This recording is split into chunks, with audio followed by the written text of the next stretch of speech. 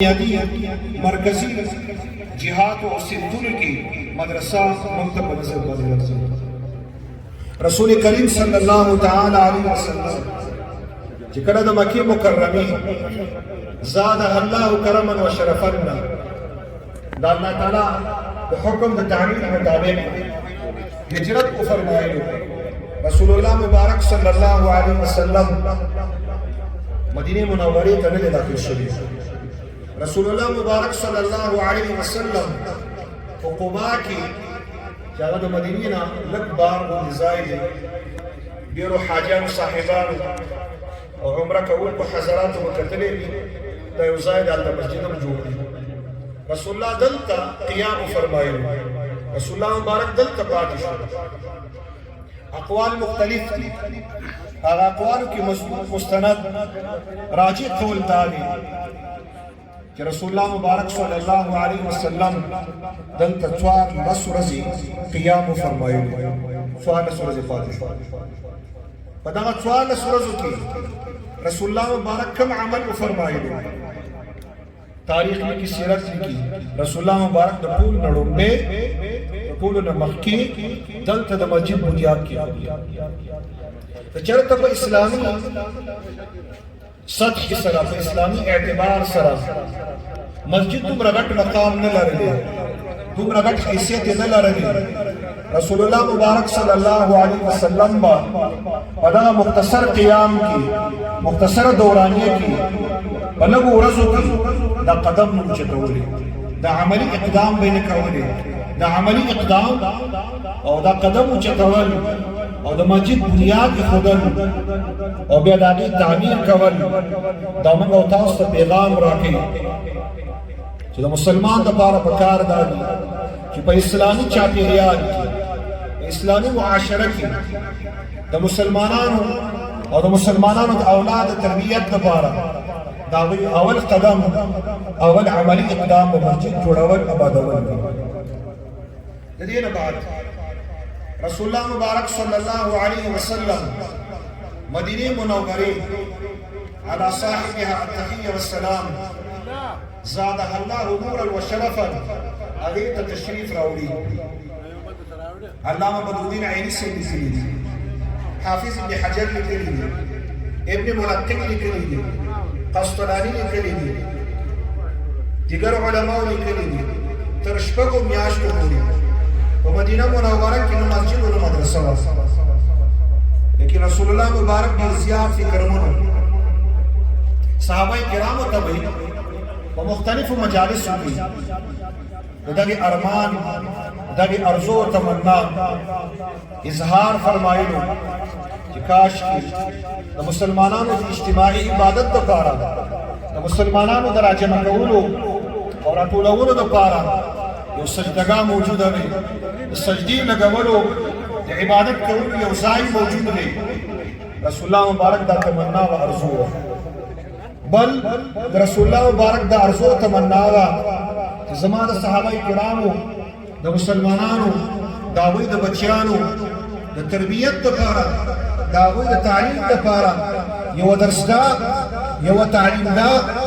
معرض وجود تراشی او اگا جوڑ اکلیشی معلوم داشتا کہ رسول اللہ مبارک صلی اللہ علیہ وسلم دا مسجد و مدرسی تمنا و ارزو کری دا غٹ مقام لری حدیث دا بخاری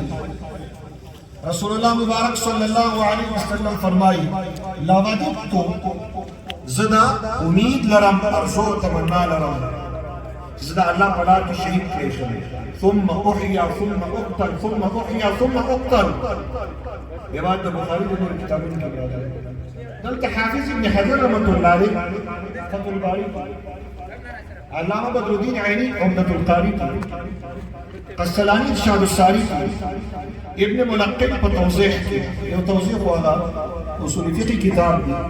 دا بخاری شرح ہے وہ دیر جلد کے دیر غٹ شرح ہے دلتے وہ عجیبہ اعتراض کرے سے اعتراض دار مقام دا نبوت دا مقام صدیقیت دا وچت او مقام صدیقیت دا مقام شہادت دا وچت چار کله مقام نبوت د مقام شهادت په اوچت رسول الله ته اعلی درجه حاصله و اعلی مقام حاصله د لاندې مقام د ښکته مقام او درجه ارزو تمنا ولیکي عجیب سوال کوي نبی خدای رسول خدای ولې دا وایي چې زه شهید کړی شم زه شهید کړی شم زه شهید کړی شم ابن حجر رحمت الله علیه دیگر علما جواب ورکړي په دې کې رسول الله مبارک صلی الله علیه وسلم د شهادت د مرتبه او مقام اوچتوالی او بلندۍ طرف ته اشاره فرمایلی چې امت ته پته ولګي چې د شهادت مقام دا غټ مقام دی دا غټه درجه ده هر مسلمان ته دا پکار دی چې هغه ارزو وکړي تمنا وکړي کاش کې زه مجاهد وي کاش کې زه الله په لار کې جنګېدلی وی کاش کې زه د الله په لار کې شهید شوی وی حافظ ابن حجر وغیره لیکلي راځم استدلال طرف ته زه استدلال دا کول غواړم لکه څرنګه هلته رسول الله مبارک صلی الله علیه وسلم د مقام شهادت د مرتبه شهادت اوچتوالي رفعت طرف ته اشاره فرمایلې ده دلته رسول الله مبارک د مسجد د جوړولو د آبادولو د مدرسې د جوړولو د آبادولو تمنا او ارزو هم فرمایلې ده چې کله ارزو دلیل د دې خبرې نه چې دا شی اوچت دی د دې مقام بلند او بالا دی درجه بالا ده معلومه دا شو مسجد جوړول آبادول مدرسه جوړول آبادول د دې مقام بلند او بالا شو الحمدلله موږ او تاسو له هغه ماحول کې راځو په هغه چاپیریال کې راځو چې رسول الله مبارک صلی الله علیه وسلم د هجرت په ژوند کې د هغې ارزو فرمایلې وه موږ د رسول الله مبارک امتیان یو موږ هم د دې ارزو کوو یقینا موږ ارزو کړې وه چې زموږ په وطن کې مدارس آباد شي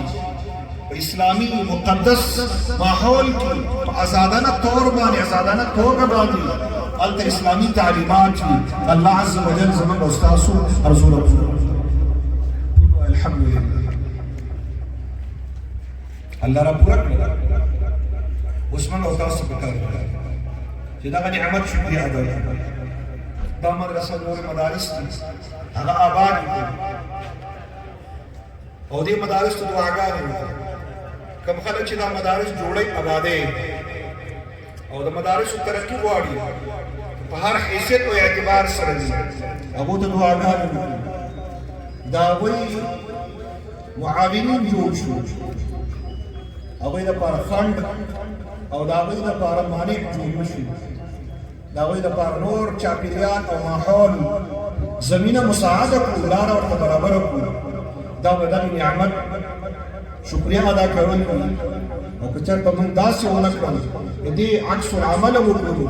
د دغې نعمت ناشکري وشي بیا به الله عز وجل سبحانه وتعالی د قیامت په ورځ باندې چې کله د عدالت د الله وي هلته د بل چا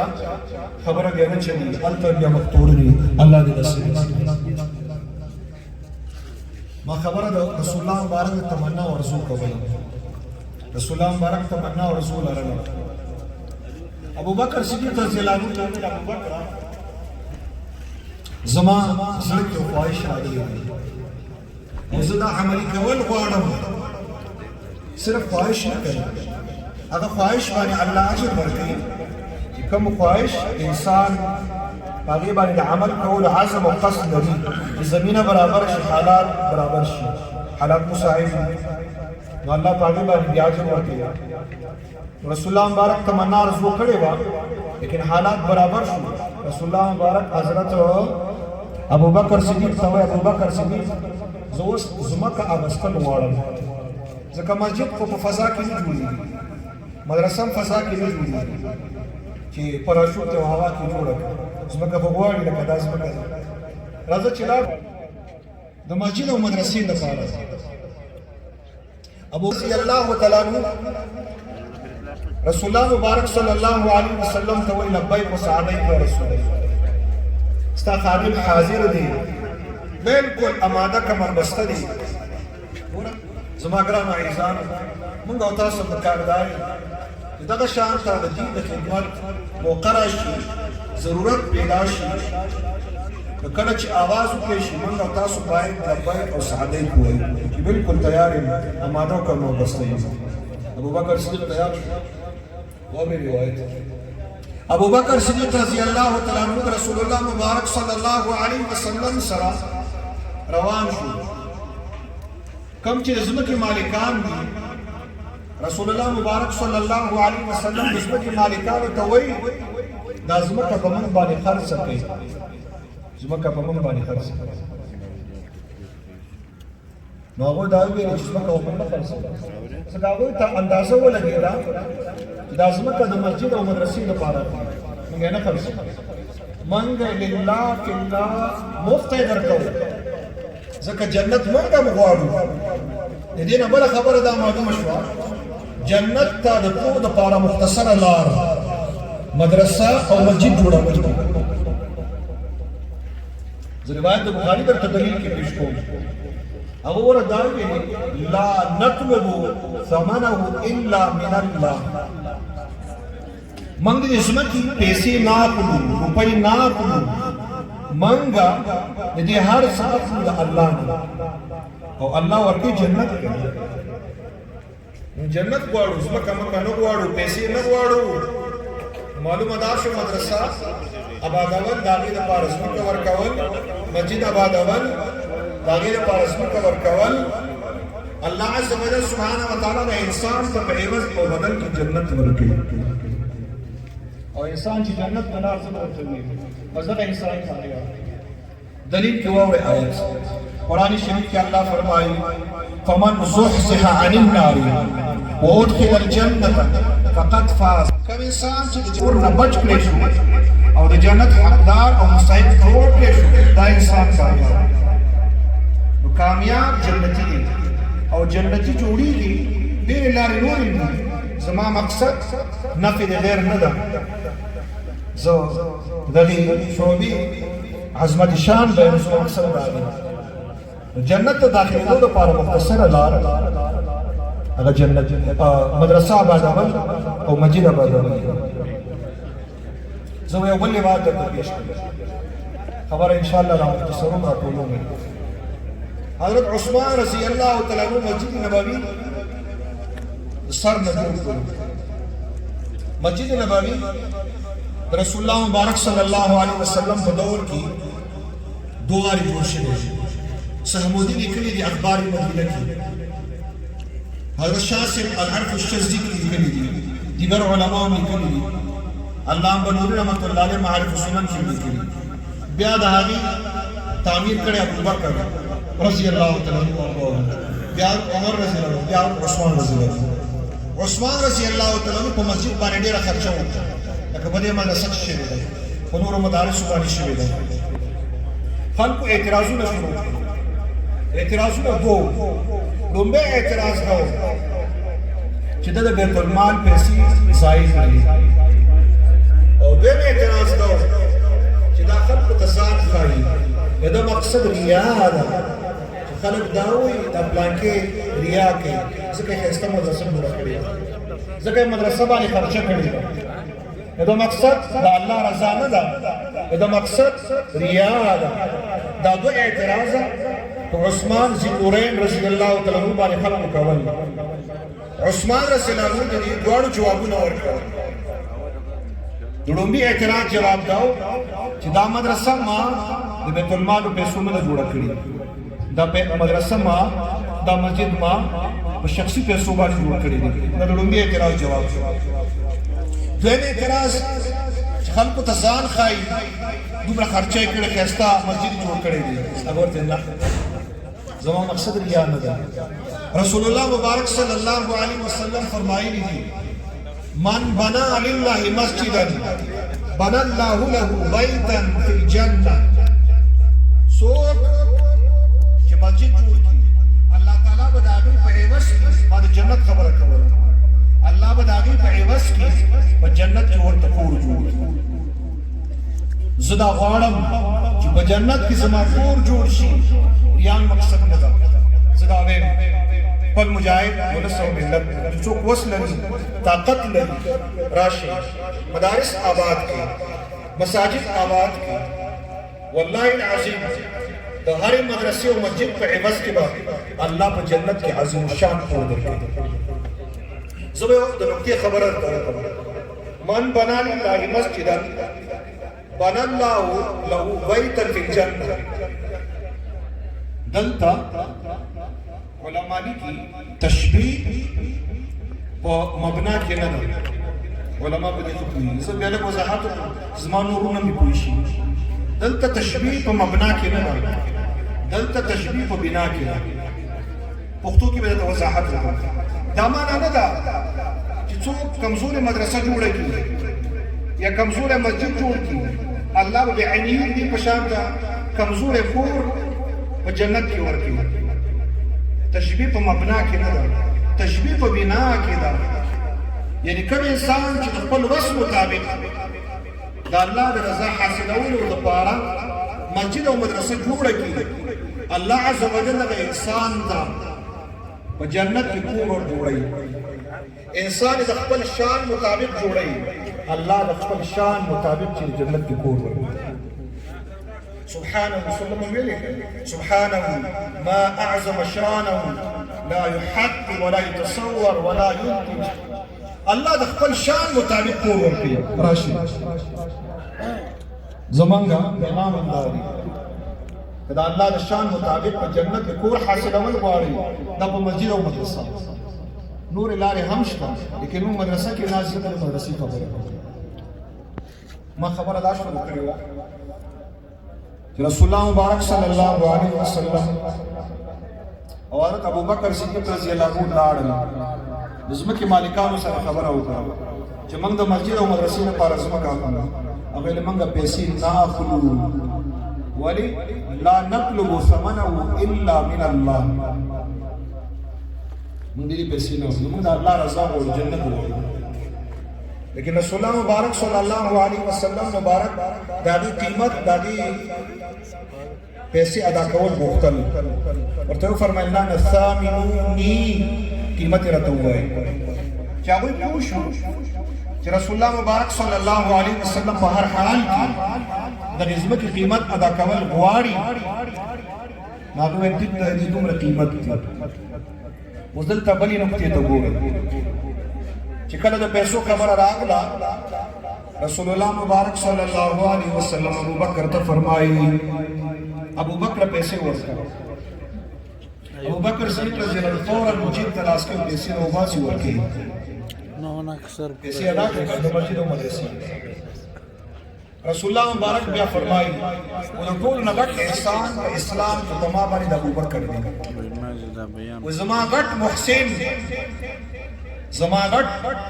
محسن او زما غټ مخلص ابو بکر صدیق دا روایت د بخاری دی د ابو بکر اخلاص سره احسان سره هغه دغه نور مثالونه واقعات هم شته دا یو مثال مې عرض کړ نو کوم سړی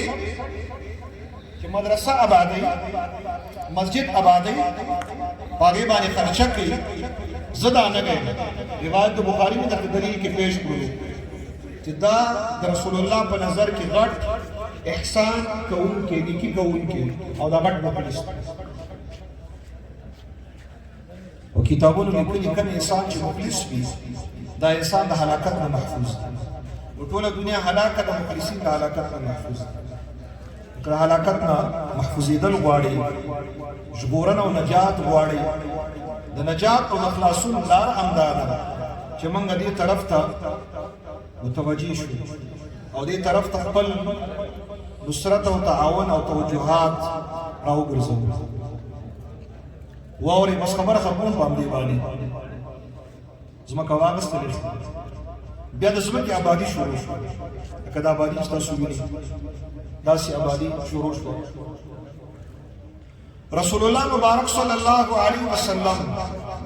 باندې آبادی کې حصہ اغسطی ده دامت بل پیغام شما تاسو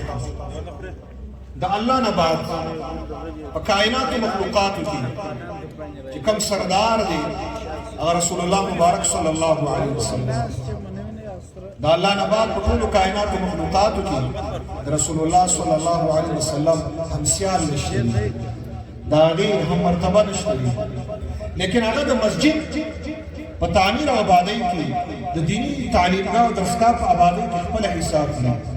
دا راته ووایي موږ رسول الله مبارک ته رسېدي هېڅوک نشي رسېدلی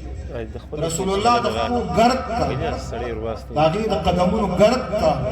بلکې موږ د هغې تقاضا ته نشو رسېدلی تحقیق دا دی حضرت شیخ الحدیث مولانا محمد زکریا کاندیلوي صاحب په دې مستقله رساله لیکلې انوار المحمود کې په دې مستقل بحث شوی دی رسول الله صلی الله علیه وسلم فضلات مبارک تقاضا مبارک هم پاکه دومره غټه هستی شخصیت دومره ذات اقدس چې د مسجد او د اسلامي درسګاه په تعمیر کې حصه اخلي ما او تا د کوم باغ پیپر ومولې څه حیثیت د خاماته اخلي رسول الله مبارک صلی الله علیه وسلم مخلصین امتیان دی رسول الله مبارک حصہ واغسته یو صحابي راضي حضرت عمار بن یاسر رضی الله تعالی عنہ وایي رسول الله مبارک یا رسول الله تکار مکو ځکه صحابه رسول الله فدایان جانثاران رسول الله مبارک صلی الله علیه وسلم په صحیح معنی کې عاشقان رسول الله مبارک صلی الله علیه وسلم محبت کوونکي مجاهدین تکار مکو استا برخه صحیح سکار زکو واوري روایت د بخاری ټول صحابه کرام د مسجد نبوي د تعمیر لپاره یو بلاک او خشت راوړل واما عمار بن ياسر كان يحمل لبنتين لبنه خشت او بلاک ته لیکي عمار بن ياسر مدوه بلاکونه راوړل یو د خپل ځان د طرفنا او بل رسول الله مبارک صلی الله علیه وسلم د طرفنا د مسجد نبوي په تعمیر کې داغه په بدن باندې ملا باندې شا باندې خاورې پرتې وي رسول الله مبارک صلی الله علیه وسلم راغی په خپل لاس مبارک باندې د عمار بن یاسر رضی الله تعالی عنہ بدن مبارک صفا کوي وكان ينفض بيديه د بخاری شریف کې روایت الفاظ د رسول الله مبارک په دعا کې يا عمار الله دې په تو رحم زما ګرام عیسی راشد رسول الله د دعا حقدار ځان جوړ د رسول الله د دعا حقدار به الله جوړیږو چې موږ تاسو د عمار بن یاسر رضی الله تعالی عنہ په شان د مسجد او د مدرسې په تعمیر کې ځان ستړي استعمال وکړي خپل بدن گرد و غبار آلوده کو د رسول الله دعا حقدار او مستحق د الله دین لپاره ځان ستړي استعمال بار مسجد د مدرسه جوړه کړه هغه مدرسه کې طالبان پاتې کېدل رسول الله مبارک صلی الله علیه وسلم یو ځل اعلان فرمایلی اے د مدینه خلکو دا د صوفي مدرسې طالبان دا ستاسو او د رحمان ذات مېلمانه دي دا راته ووایي څوک چې د مېلمه بې عزتي وکړي هغه بې غیرته بل نه کړي بې غیرتمن نو طالبان د هاشمي مدرسې چې کوم شاوخوا خلک پاتې کېږي دا صرف زموږ د مدرسې چې کوم معتمد صاحب د التزامي د هغوی مېلمانه نه دي ستاسو ټولو مېلمانه دي زه مېلمه ما ته حالات نه معلومېږي داسې چې خرابه خبره او خفره نه وشي خیر خو یو کتابي خبره ته بیانوله دا ستاسو مېلمانه دي او دا به نازوي هر اعتبار به نازوي او نه نازول بیا زما روایت واورئ دلیل واورئ کتاب روایت من كان يؤمن بالله واليوم الآخر فليكرم ضيفا سوچ الله او پاکي ورځي د قیامت باندې مستنی ورځي باندې ایمان لري د ملمنو قدر دی او څو قدر نه کوي خبره خطرناکه جوړیږي اگر چې مفهوم مخالف معتبر دی یا نه دی مسله اختلافي ده زمون په نسبت په کوم ځای کې معتبر دی کوم ځای کې معتبر نه دی تحقیقي مسله ده چې سره تعلق نه لري کوم چې د بعضو کتابونو لیکلي ده چې مفهوم مخالف زمون په نسبت مطلقاً معتبر نه دی دا خبره درسته نه ده خیر هغه کې مقام خبره نه ده رسول الله مبارک صلی الله علیه وسلم اعلان فرمایلی چې د مدینه خلکو د استاسو مېلمانه دي دا د الله مېلمانه دي زم درته ویل د استاسو مېلمانه دي دا د الله مېلمانه دي ضيوف الرحمن په کتابونو کې ورته ویل شي ضيوف الرحمن ونازوي رحمان ذات تاسو والله العظیم څوک چې د الله اولیاء نازي الله غ انسانان نازي کم انسانان چې د الله اولیاء زوري که په هر اعتبار سره دي که په ژبه باندې دي که په قدم سره دي او که بله طریقه باندې دي والله العظیم باندې د الله قهر نازل دي زه روایت درته د بخاري پیش کړم نور کتابونو کې راغلي نبی کریم حضرت محمد مصطفی صلی الله علیه وسلم فرمایي من عاد لي وليا فقد آذنته بالحرب الله عز وجل فرمایي روایت قدسی کې نبی علیہ السلام نقل کړی د بخاری روایت څوک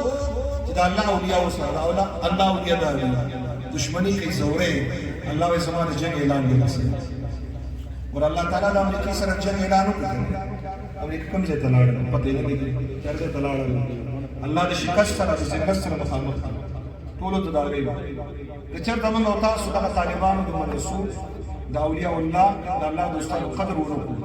الله تعالی به زموږ او تاسو نعمت ورکړي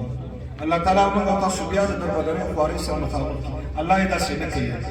لیکن که موږ او تاسو داسې وکړل نو بیا به داسې سره وشي ان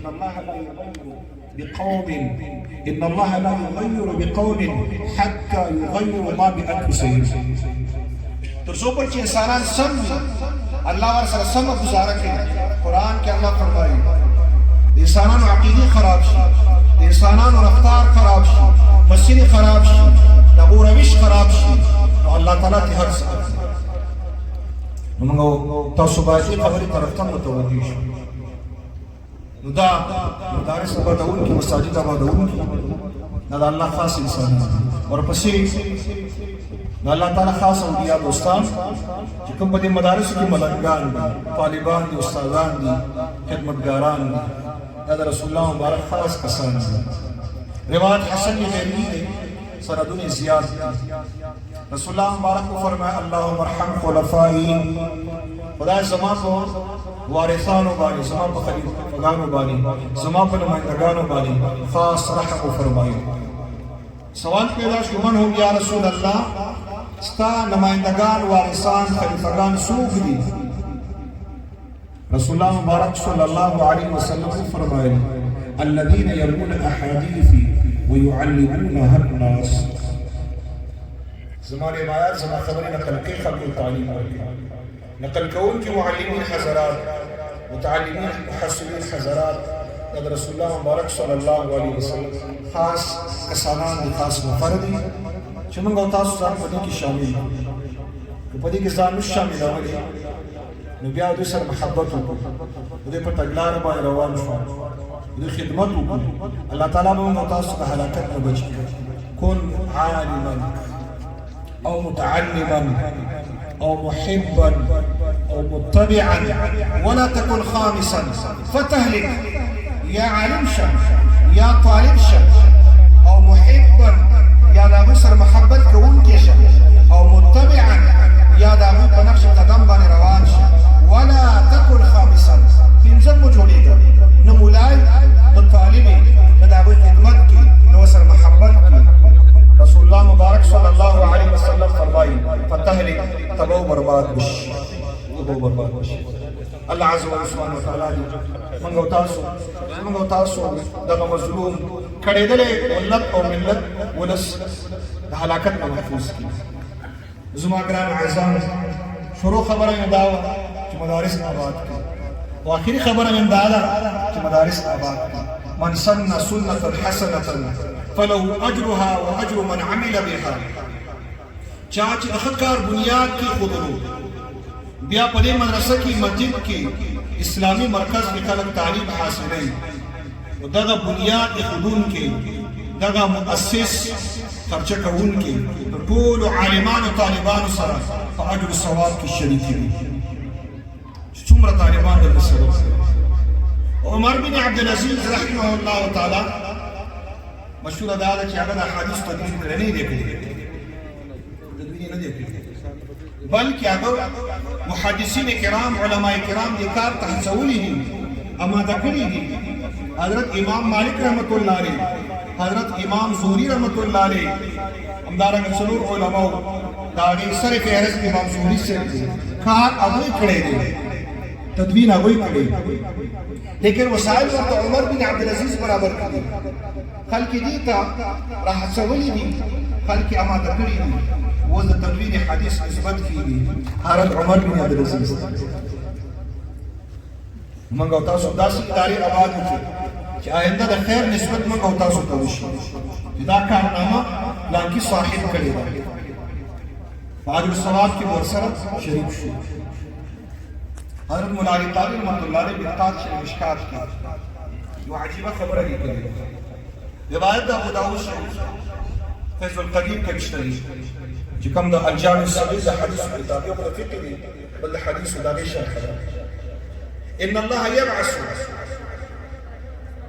ان الله يبعث على رأس 100 كل سنة ما يجدد لها دينها الله په هر پیړۍ کې مجدد پیدا کوي مجدد چې هغه تجدیدي کارنامه وکړي چې باغې باندې بیا امت او اسلام او اهلیان اسلام فخر وکړي مولا علی قاری صاحب دلته لیکي د خاص شری مشکات کې وایي د اسلام اول مجدد عمر بن عبدالعزیز دی ولی اول مجدد دی ځکه هغه یو علمي کارنامه کړې خپل نه ده کړې وسایل ورته برابر کړي څوک چې وسایل برابر یا څوک په دې کې علمي خدمتونه پای تکمیل ته رسوي پای کې حساب دا ټول ان شاء الله العزیز دا الله په نسبت بهترین انسانان دي او دا به ان شاء الله آینده تاریخ په اوراقو کې د افغانستان لپاره او د اسلامي نړۍ لپاره یو زرین او یو سرو زرو تاریخ لري او ان شاء الله هر خلک